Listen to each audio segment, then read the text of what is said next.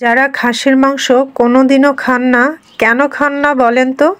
খাসির মাংস থেকে আলাদা একটা স্মেল আসে, গন্ধ আসে, কখনোই আসবে না। একবার এইভাবে ট্রাই করে দেখুন। খাসির মাংস যারা না খান তারাও চেটেপুটে খাবেন। যখনই খাসির মাংস দেখবেন সবার আগে আপনি খেতে চাইবেন এই রেসিপিটা করে। এত অল্প মশলায় গন্ধবিহীন এভাবে খাসির মাংসর রেসিপি করে যে খাওয়া যায়, না দেখলে বুঝতেই পারবেন না। স্কিপ না করে পুরো ভিডিওটার পাশেই থাকুন।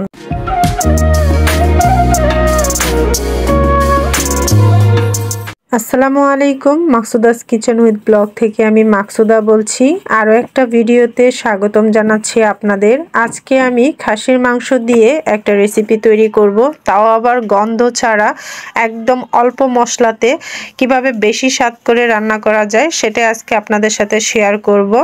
ভিডিওটা স্কিপ না করে সঙ্গে থাকবেন, তা না হলে অনেক কিছু দেখা থেকে হয়তো বাদ পড়ে যেতে পারেন। তো আজকে আমি রেসিপিটা তৈরি করার জন্য 600 গ্রামের মতো খাসির মাংস নিয়ে নিয়েছি। এই খাসির মাংসটাকে ধুয়ে পরিষ্কার করে রেখে দিলাম।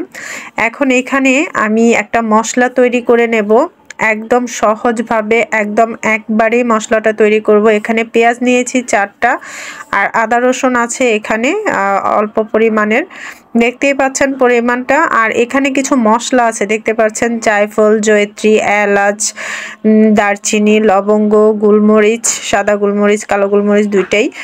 তো এই অল্প মশলাগুলোকে আমি ব্লেন্ড করে নেব একবারে আমি ব্লেন্ডারে দিয়ে ব্লেন্ড করে নিয়েছি, বাটাবাটির কোনো ঝামেলা নাই।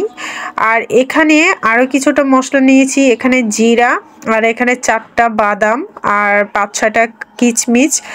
এগুলাকে আমি পাটায় বেটে নেব, শিল পাটায়, কারণ জিরাটা ব্লেন্ডারে অনেক সময় মিহি হতে চায় না। আমি পাটায় বেটে এটা ব্যবহার করি।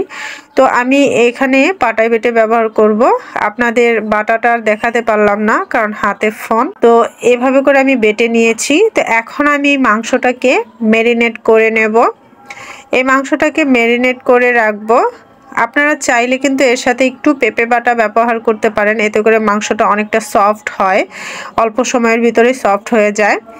তো আমি বাটা মশলাগুলো সব দিয়ে দিয়েছি। এখানে দিয়ে দিচ্ছি পরিমাণ মতো লবণ, দিয়ে দিলাম মরিচের গুঁড়া, আমি 1.5 চা চামচের মতো ব্যবহার করেছি। এখন দিয়ে দিচ্ছি টমেটো সস, এটা আমার হাতে তৈরি করা টমেটো সস। তো এবার দিয়ে দিচ্ছি পরিমাণ মতো সয়াবিন তেল। এগুলা দিয়ে একসাথে এখন আমি মাখিয়ে নেব ভালো করে। একটু ভালো করে হাত দিয়ে কচলে মেখে নেবেন, যাতে করে মশলাটা মাংসের ভিতরে ভালো করে পৌঁছে যায়। আর আপনাদের যাদের বেশি গন্ধ লাগে তারা আরেকটা কাজ করতে পারেন, খাসির মাংসটাকে হলুদ, লবণ আর এক টুকরো আদা দিয়ে পানির মধ্যে সেদ্ধ করে নিতে পারেন। সেদ্ধ করে ওই পানিটা ফেলে দেবেন, তাহলে কখনোই আর কোনো খাসির মাংস থেকে গন্ধ আসবে না। তো কথা বলতে বলতে আমার মাংসটা ম্যারিনেট হয়ে গেছে। এখন এর মধ্যে একটু টক দইয়ের প্রয়োজন। তো ঘরে টক দই নেই, আমি একটু ইনস্ট্যান্ট টক দই তৈরি করে নিচ্ছি ঘরের মধ্যে, চটজলদি করে নিচ্ছি। এটা একটা সহজ এবং ভালো উপায় টক দই তৈরি করার। তো আমি এখানে 1.5 চা চামচ গুঁড়ো দুধ নিয়েছি, 1 চা চামচের মতো পানি দিয়ে গুলিয়ে নিয়েছি। আর এখানে 1 টুকরো লেবুর রস চিপে দিয়ে দেব। এটা অবশ্যই ঠান্ডা পানি হতে হবে, গরম পানি দিলে কিন্তু দুধে ছানা ধরে যাবে। ঠান্ডা পানি দিয়ে এর মধ্যে লেবুর রস দিলে দেখুন এটা নাড়তে নাড়তেই কিন্তু অটোমেটিক টক দই তৈরি হয়ে যাবে। তো এইভাবে করে কিন্তু টক দইটা আপনারা একদম ঘরে না থাকলেও ঝটপট চটজলদি টক দই তৈরি করে নিতে পারেন। এভাবে করে কিন্তু সত্যি খুব উপকার হয় এবং অনেকটা তাড়াতাড়ি হয়। তো টক দইটা আমার তৈরি হয়ে গেছে, যতটুকু প্রয়োজন হবে আমি ততটুকুই করে নিয়েছি, এর বেশি প্রয়োজন নেই। তো আমি টক দইটা একটু পেলা থেকে কেচে কুচে দিয়ে দিচ্ছি। আমি আবারও এই মশলাটার সাথে মেখে রেখে দেব, প্রায় 30 থেকে 40 মিনিটের মতো রেখে দিয়েছিলাম রেস্টে। আপনারা চাইলে সাথে সাথেও রান্না করতে পারেন, চাইলে 2-4-5 ঘন্টার জন্য রাখতে পারেন, চাইলে 30-40 মিনিটের জন্য রেখে দিতে পারেন। তো আমার হাতে কম সময় ছিল, আমি 30 মিনিটের মতোই রেখে দিয়ে তারপর এটাকে রান্নার কাজে বসিয়ে দিয়েছি। এবার রান্নার মধ্যে বসিয়ে দেওয়ার পর এটা বলক চলে আসছে, এর মধ্যে এক্সট্রা পানি দেওয়ার কোনো প্রয়োজন নেই।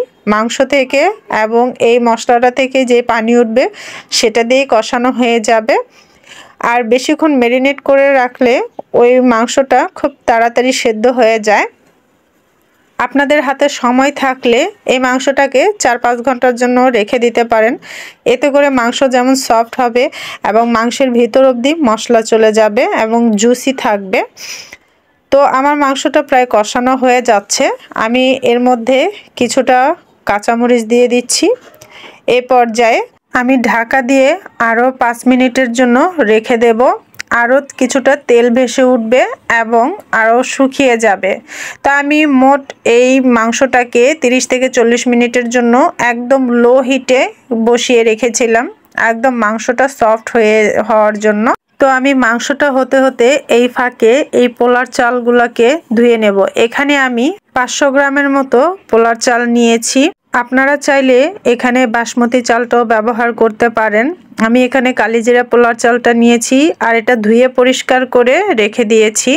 তো মাংসটা আমার দেখুন একদম কষানো হয়ে গেছে, কতটা লোভনীয় হয়েছে।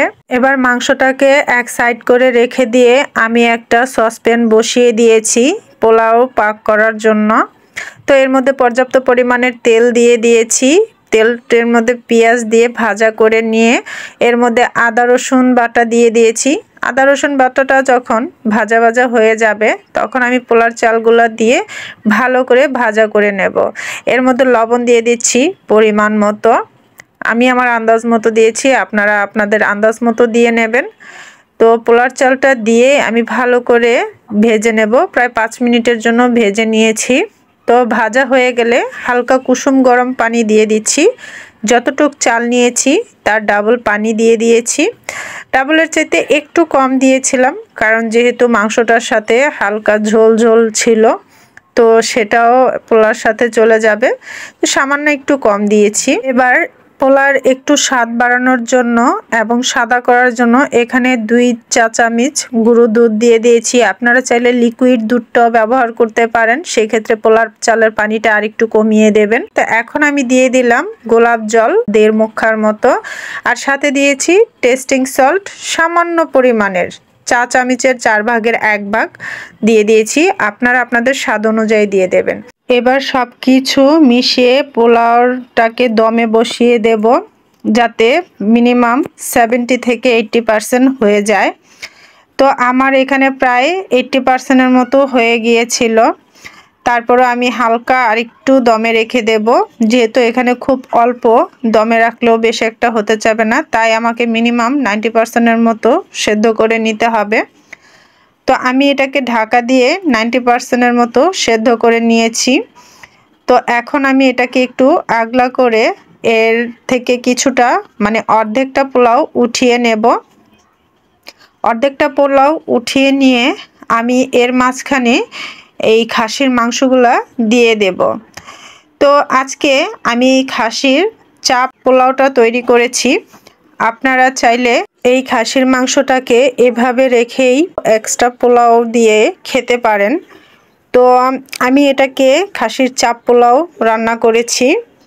তো আমি বাকি পোলাওটাও এই মাংসর উপরে চাপা দিয়ে দেব, একদম সমানভাবে ছড়িয়ে ছিটিয়ে দেব যাতে করে কোনো অংশে কম বেশি না হয়, কারণ এখন এটা পুরোপুরি কুক হয়নি, এটা পুরোপুরি হতে আরও সময় লাগবে।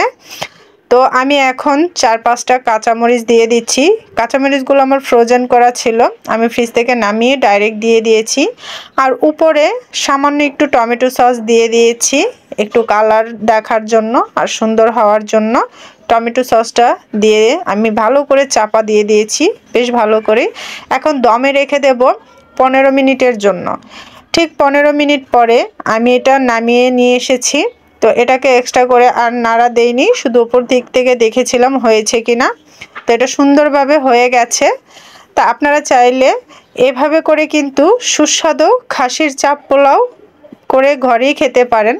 বিশেষ করে এটা যারা ব্যাচেলর আছেন অনেকেই রান্না করতে জানেন না, তারাই সিম্পলভাবে এই সিম্পল মশলা দিয়ে এত মজাদার করে কিন্তু খেতে পারেন। এই খাসির চাপ পোলাওটি বিশ্বাস করেন অসাধারণ ছিল, আর এত সুন্দর একটা স্মেল বেরোচ্ছিল এর থেকে, আপনি যদি নাক সামনে থাকেন বুঝতে পারবেন না। আপনি রান্না করে দেখতে পারেন এটা থেকে কি পরিমাণ সুঘ্রাণ বেরোচ্ছিল। যতটা সম্ভব কোনো রকম গন্ধ ছাড়া এবং সিম্পলভাবে অল্প মশলায় তৈরি করে দেখানোর চেষ্টা করেছি।